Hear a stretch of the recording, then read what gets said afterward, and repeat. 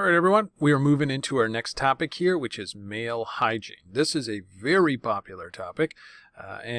Well, I guess strictly said, hygiene here in this instance is not necessarily keeping our mail clean, but I guess it is really when you think about it. This is really about differentiating between the difference of good mail versus bad mail. And what's the difference? It is never 100%. You can never be 100% safe. You can never be 100% secure.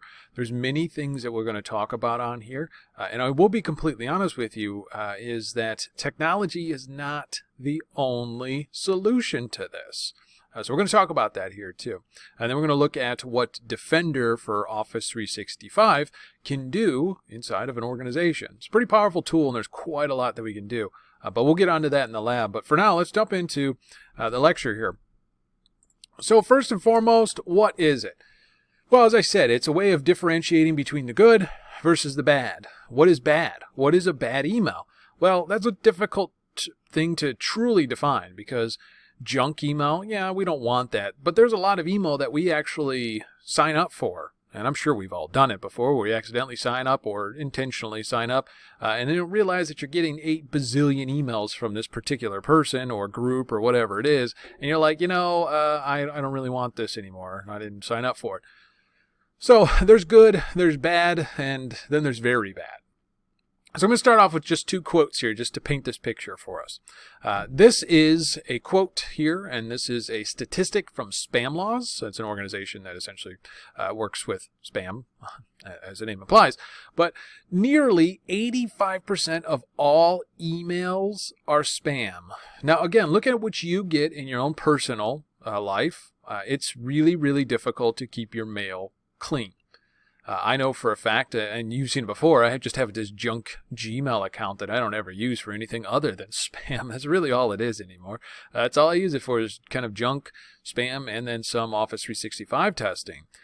But that's about it. So when 85% of all mails are spam, well, how much is really good? That means 15% of emails are good? Well, no. If we're only saying 85% of all mail are spam, there's the 15% could be other things as well. So that's what we really got to think about. There's so much mail flowing in an organization, especially, I've worked with customers where, they've had their organizations for 10, 15, 20 years. They've had their email organizations working since the very beginning iterations of Exchange with Exchange 5.5, which, that was back in the late 90s, early 2000s. So looking at all of those functionalities there, and we've had a very mature domain. It's been around for a long time. The longer your domain is around, the more spam you'll get. Definitely a correlation between that. So I've had some organizations that are 2, 3. I remember just not too long ago when I was working with, I think they were like 250 people. Not very big at all. But they were getting over 1 million emails a day. Of that, I would say it's probably even more, but it was probably close to 90% of those emails were spam. Just junk mail. Just outright junk. Not malicious, not phishing or any of these other attack vectors that we'll talk about. That's it. Just spam. So much of it. So how do we stop our users from getting inundated with spam? Well, we're going to talk about that because it's really difficult to be able to say what is spam, what's not spam. Because again, some of these you willingly sign up for, but there are always ways out of them. Well, we'll get onto that in time. I'm going to show you this next statistic. And this one actually is a little bit... It's crazy, but let me just put it up here for you. Americans lost at least $703,000 to the Nigerian prince scams in 2019. That's just 2019 alone. That's from ADT and CNBC. And that's an absurd amount of money. The Nigerian prince scams have been around for a very long time. And if you're unfamiliar with what the Nigerian prince scams are, it is, I am a Nigerian prince and I'm trying to get back to my country. I need to be able to send money to, or be able to get back to my country. You need to send me, if you could send me some money when I get back to my country, I will send you back, tenfold, something.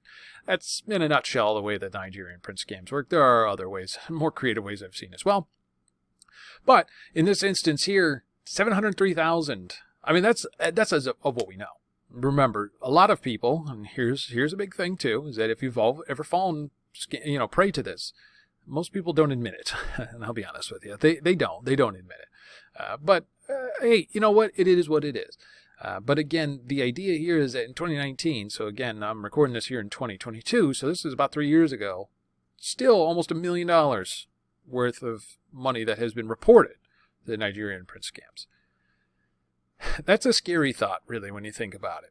Phishing is probably one of the most popular ways of credential harvesting. We have lots of other ways. We talked about some of them, like the password sprays, dictionary attacks, brute forces.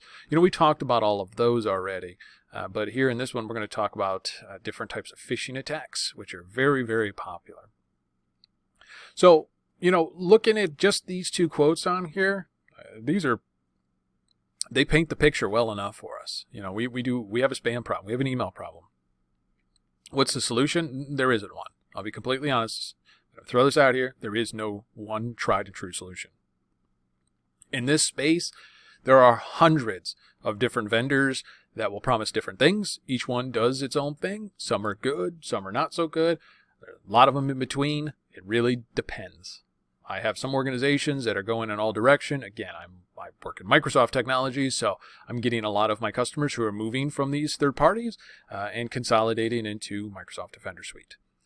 So again, we'll look at that, what we can do and all of that in time, but let's start looking at some popular attack vectors. So again, we talked about phishing, and that's really what I'm talking about is 3 different types of phishing because there are many different types, but these are the 3 most popular.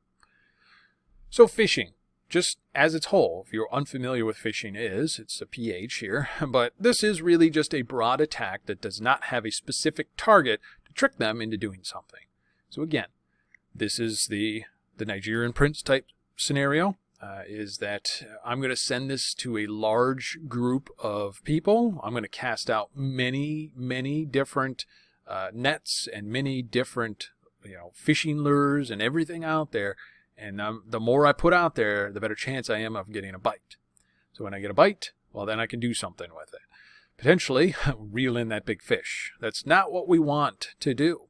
Phishing attacks are so popular nowadays, and it happens all the time, and they're getting much more sophisticated. They are really getting around a lot of the attacks, a lot of the protections that we have in play. But as I said, technology is not the only solution to this. We'll talk about that here in just a bit. Phishing, again, it's all over the place. I can't tell you how many times I see it. I'm seeing one right now where Microsoft is sending out, or it's not Microsoft, but it's an email that people will get, that if you are in Office 365, you get an email and it says, hey, your password's expired. Please log in at this link and click on the link there, and they'll take you to a lander page. This lander page looks identical to the Office 365 login. Just a couple minor nuances to it. Honestly, it's not much different. Take it to this page here, and then it looks exactly like it. You type in your username, you type in your password, again to Office 365. You get a vague error, it says you can't log in, and then that's it, and it won't let you actually log in. But what they have done is they've taken your username, they've taken your password. Most people just close out of it and try again or try some other method here and just put it in the back of their head. Most people won't actually report it. That's just the nature of the game. So the phishing attacks, they're all over the place. And it's really based off of domain, and your age of your domain is a very, very big indicator of how much phishing or targeted attacks you're getting, as well as, imagine how many targeting attacks do you think Microsoft gets, or Google, or any of the big companies. Of course they get tons of targeting attacks. But again, at the end of the day, depending on your organization, mom and pop shoe shop, well, they're probably not going to target as much, but they will certainly try. But you also maybe want to make sure, again, if I'm the bad guy, maybe I want to get a little bit more juice from this squeeze, per se. So I want to target, a financial institution or something like that. A lot of things there. The next type here, called spear phishing.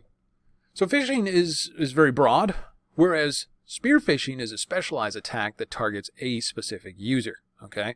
So, and it doesn't matter who the user is, but I know who this particular user is, okay?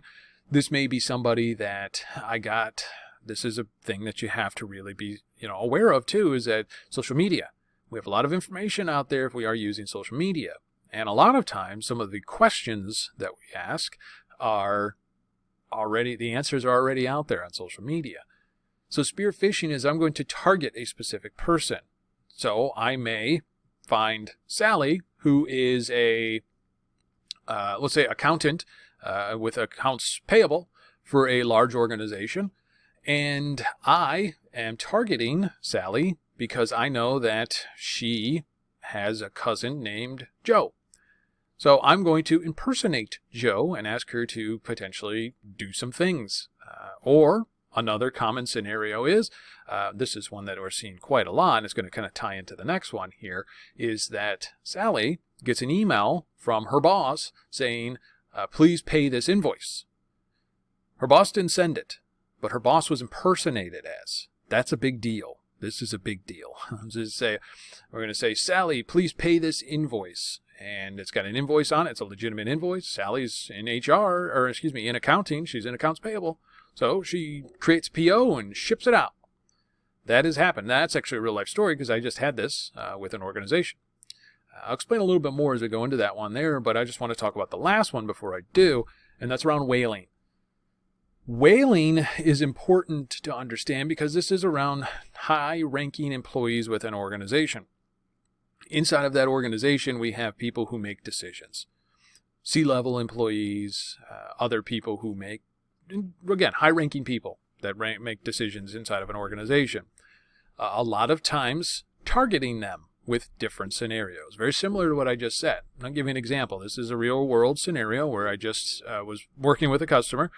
We were doing attack vector analysis. They were compromised. They couldn't figure out how. So as we did some analysis, we found out that the attacker got into a accountant's mailbox. They got into their Outlook profile. They set up a forwarder on their mailbox to forward to a third-party location. This third-party location was like some generic Junko AOL account or something. And from there, they were scraping all the emails that came in. They just sat there and listened for months. We don't know exactly how long they were in for, to be completely honest with you. They were listening for months. And what happened? Well, they listened for patterns, and they were analyzing for patterns. So again, the scenario where I said Sally was, here, send this PO to these people here, that actually happened. Just a few POs, they went and essentially copied the PO format that they intercepted with with it being forwarded out there. And again, the user had no idea. These were just being forwarded. When you put a forwarder on a mailbox inside of Office 365, if you don't know what's on there from a user's perspective, you won't ever know what's being forwarded. You don't know. So again, we're listening, we're taking that PO, and then we take the PO and we modify it and we add our own, we'll say our own bank account numbers and such in there. And we sneak in a couple of POs when it comes down to it. And that's exactly what they did. And they ended up losing, when everything got done, was about $250,000. That was gone. And honestly, looking at and tracing it, we were able to get IPs and such, but we just weren't able to get a lot of information from it because it was just, we don't know for how long or anything like that. And I quite frankly told my customer at that time, hey, just so you know, we could have easily stopped this if you would have implemented MFA. That's it. At that point there, that user's account that was compromised, they wouldn't have been able to log into the mailbox. They wouldn't have been able to log into anywhere. So they wouldn't have been able to essentially set that forwarder, set the whole thing in motion. So they weren't able to do that. MFA would have stopped that one dead in its tracks. Just a simple thing like setting up MFA. That's just one example. So I want to show you how important it is. But some other examples we'll talk about as we go through. But looking at it, what options do we have inside of Office 365? So we have 3. So security capabilities, no matter what they are in terms of hygiene, mail hygiene, they exist in every subscription. We have Exchange Online Protection, which, according to Microsoft, these are Microsoft's definitions of what their products do, prevents broad volume-based known attacks. So this is, didn't mean to go forward there. This is a scenario that comes with every license pack. It doesn't matter what you have. Exchange Online Protection, as long as you have Exchange, any version of Exchange, you will have Exchange Online Protection. This one allows us to set up some malware policies, some phishing policies and such. It's lightweight, but it works, and it's not too bad at the end of the day. But it is not an enterprise-grade solution. Microsoft Defender for Office 365. This name kind of irks me a little bit because Microsoft's trying to get rid of Office 365 branding, but they just throw it in with this one here. But Microsoft Defender for Office 365 is, and this is an important one, it protects email and collaboration from zero-day malware, phish, and business email compromise. So again, these are a lot more sophisticated. This is the entry level here into the enterprise grade mail hygiene solution. But the key word there is and, because we're talking about email and collaboration. We do have protections with Teams, OneDrive, and SharePoint included in there for malware. Very big deal, especially zero-day stuff. And we also get this really cool system called Zap, which we'll talk about that. Zero out, or the auto purge there, which is really cool. We'll talk about that. Now, the last piece here is Defender for Office 365 Plan 2. What do we get here? Well, we get everything we get with Plan 1, but we also get post-breach investigation, hunting, threat hunting, so we can actually look and see these file hashes were delivered. This attack vector came in through here. We can hunt all of this down and look at it.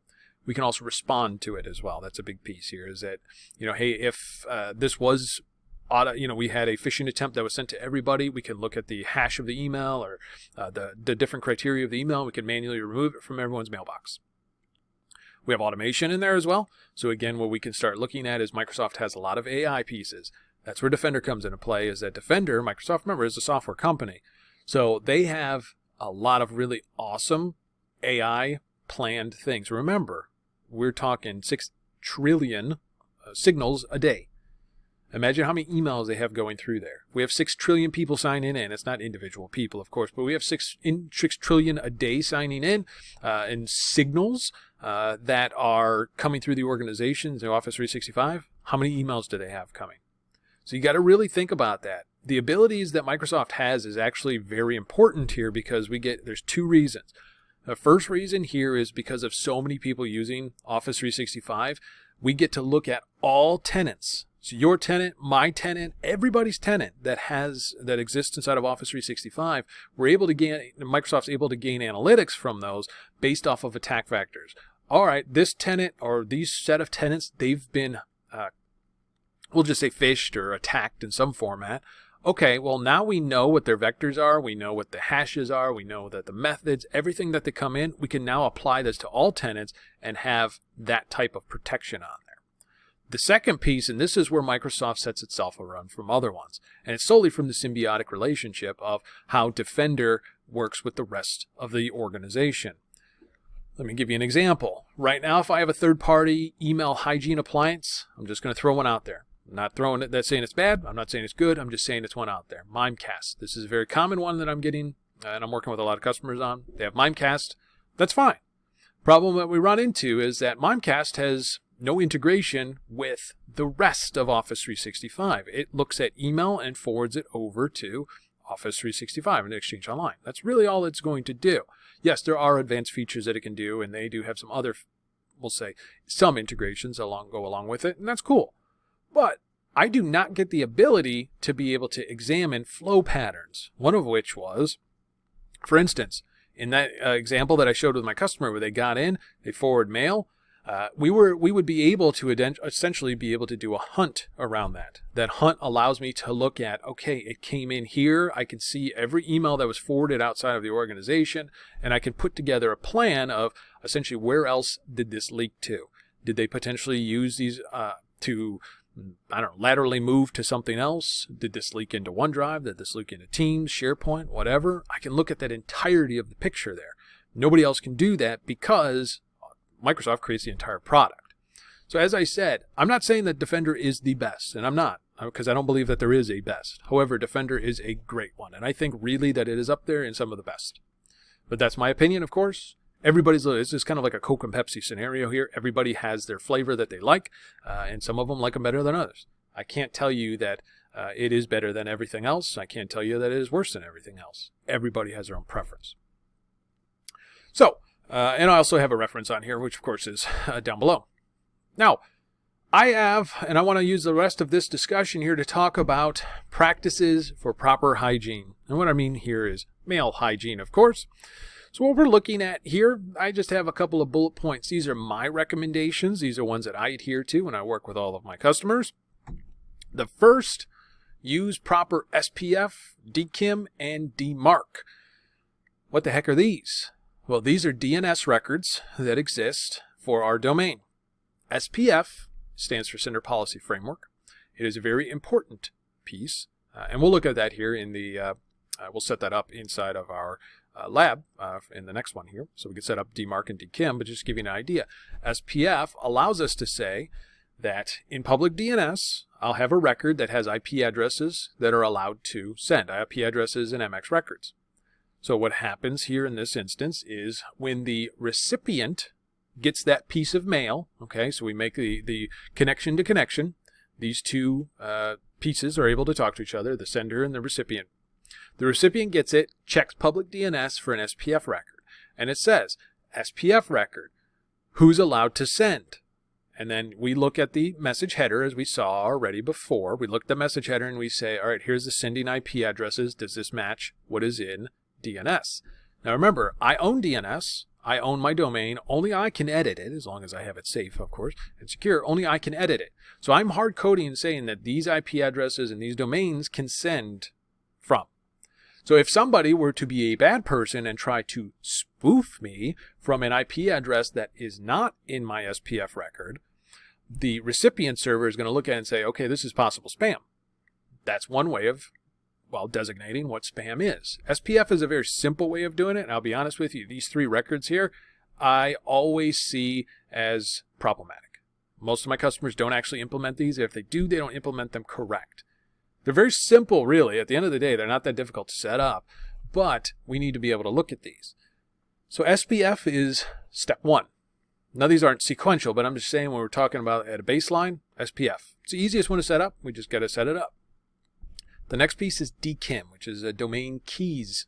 And what this does is every time an email leaves my organization, my Exchange server will slap a key on it, a domain key on it. And this is don't think of it as like an encryption key, but think of it as just a key at the end of the day. So what happens there is it pops that key onto every email that flows out of my organization. So then what happens is, again, when the recipient email gets it, we're going to look into public DNS, and we have a public decryption key inside of DNS. And it is going to be able to decrypt that key. And then at that point there, our DKIM will pass.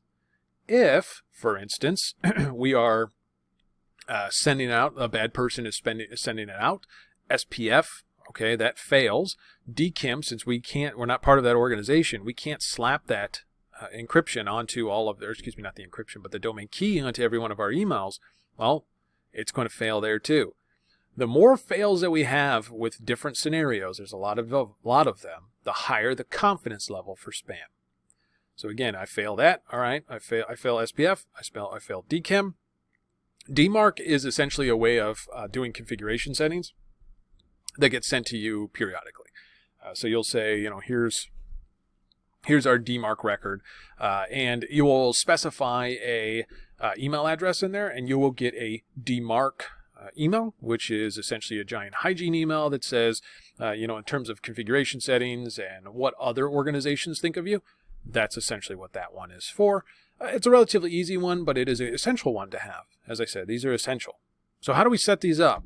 Well, we're going to use the tools that are available to us. There's a lot of them. MX Toolbox is one that I use almost all the time. We have lots of others that, of course, that are out there. So easy enough. This is one step and one good practice. The next one, determining who the high-profile users in your organization are. It's very important. We talked about that, you know, whaling and spear phishing. We want to be able to check those types of users and be very, very conscious of who those users are. Because again, when it comes down to it, those users are the ones that make the decisions in the company. If they were to be spoofed in some form or fashion, there's a higher chance of success for the malicious act. Enable the end user. This is a big thing. Enable the end user with quarantine policies. Quarantine policies allow users to self-service. Okay, so we are going to, if I'm a user and I have a certain confidence level of spam, there's a couple places that we can put it, and we do have kind of a hierarchy we can set up.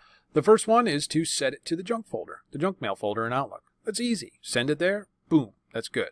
That's what we call just a, hey, this is what we think is a spam. It may not be. Users can right-click on it and say, hey, this isn't spam. This isn't junk. Okay, cool. We also can have high confidence spam, which again, the more failures that they have, the more suspicious the mail looks, because we're looking at it from hundreds of different angles. The more things that fail, the higher that level of that confidence that it is going to be spam. And it's essentially on a 1 to, well, we'll say a 0 to 9. Well, I guess it's technically -1. But we'll start off on a 0 to 9 scale, where the lower the number, the less confident it is for spam, and the higher chance that it is a good email. The higher the number, the higher confidence that it is spam. So when we put it at a certain number, let's just say if it comes in at an 8 or a 9, we're going to quarantine it. And the users are going to get an email digest that'll say, you have these emails in quarantine. I can click on them, I can look at them, and I can, even if I want, I can have the users say, oh, that was an email, that is a legitimate email, go ahead and release it. If I don't know what it is, I'm not going to do it. So quarantine policies are good, and we're going to look at those too. We're going to analyze who is allowed to spoof from your domain. Very, very, very important. Very rarely will an organization only have one thing that sends from your domain, from your Exchange organization. There's a good chance that you may have other third-party instances on here that spoof. So spoof is essentially sending as you, but you are not you. Okay, so I'm sending as, I don't know, Matt at PocketSquareProfessor.live, but I'm actually coming from a service like MailChimp, which is a, we'll say an email blasting system here. Maybe I have a CRM system that sends email out. There's lots of different ways of sending email. Of course, they don't all have to come from Exchange, but we got to make sure that who's allowed to spoof and who's not allowed to spoof. We can have approved spoof senders, if you will. We would add those to our SPF and potentially DKIM if allowed, and then we would see who's allowed to spoof. And once we do that, we set them up to allow. Not necessarily the best practice to allow a whole bunch of spoofs, but in some instances, you have to do it. So it's fine. Be proactive instead of reactive. Think about the future. Plan a system. This is an important aspect here because I can't tell you how many times our customers have always said, just like the ones I said before with that example that I gave you of, Sally sending out POs to malicious people. Again, if they were proactive and implemented MFA, none of this would have happened. So how important is your data there at that point? Well, to them, it's about $250,000. How much did they pay for Office 365? A lot less than that. Why didn't they implement it? Forgot about it. Didn't get around to it. It wasn't a priority. That happens. Believe you me, I understand. I've been on the other side of all my conversations and all with my customers. I know what it's like. We got a million things going on. Sometimes I forget about things. Hey, it happens. I do. I really do understand. But again, you got to be proactive. Can't stress that enough. Start thinking about these. Start thinking about the other ones. The last one is the most important one. Out of everything I've said, the most important one across the board. Don't forget about the users when looking at these policies and developing your plans. The users, remember when I kept saying throughout this entire lecture here, that it is not always a technology solution, okay? We need to train our users. Social engineering is a thing, and it can be done successfully. Those of us here, if you're in the United States, we all know what 911 is, right? Well, I got news for you. That never used to exist. That has been socially engineered into us. If we have a problem, we call 911. Well, in this instance here, if you have a problem with your email, you can train your users to do different things. We can look at, hover over who's sending the mail. Does this look suspicious? Are there typos in the email? Again, worst case scenario, if you're just not sure, mark it. Send it for review. We can look at it. We can have Microsoft look at it. We can do a lot of great things with it. But as I said, no anti-spam or anti-malware appliance is ever going to be perfect. So how do we make ourselves as secure as possible? Well, we can't just apply a technology solution to something that requires a business user and technology solution. So we're only looking at one piece of this if we're only looking at technology. Users, I cannot stress enough. We're going to look at that. We're actually going to do a sample fake phishing attack. Remember when we were looking at Defender Plan 2? Now remember, we have Microsoft 365 E5s, if you've been following along thus far. We have Microsoft 365 E5 license, which gives us Defender for Office 365 Plan 2, which allows us to be able to do our fake phishing attacks. So we can train our users. Yes, it's a bit, you got to be careful. You know, these happen all the time, and you got to be very specific when you do these fake phishing attacks. There's a lot of them out there. What we can do, and one of the ones we'll probably look at is the American Express one. It's the easiest one. It is a really good one too. But again, IT will send out a fake phishing email to people. We can drip it. We can put it only to certain people. Whatever. They'll get an email that says, hey, your American Express, we're having problems with your American Express card. Log into this portal. They click on it, and it takes them to a fake screen. Microsoft says, you just have been phished, and we show this to the end user. It's going to be really cool. We're going to look at it. So we're training them. So we're keeping track of who is clicking, who's not, who needs more training, and who is essentially going to fall prey to this. I promise you, everybody will. I admit it. I will be 100% honest with you. I have fallen for it. They are good. They are designed to get everybody. At some point it will happen, and it's always a point where you're balancing 50 things. You know, you're going back and forth, and then you look at your email and you're like, what the heck is this? And you just click on it mindlessly. It happens, trust me. But again, we have to be able to understand that users are the most important part of this here. So that's really what it all comes down to. So that is the last part of this particular lecture here. We're going to go into Defender in our lab here in just a minute. We're going to jump into Defender and we're going to start looking at some of the settings inside of there and all of the cool things that we can do with it. So thank you for attending this one here, and I will see you over on the lab.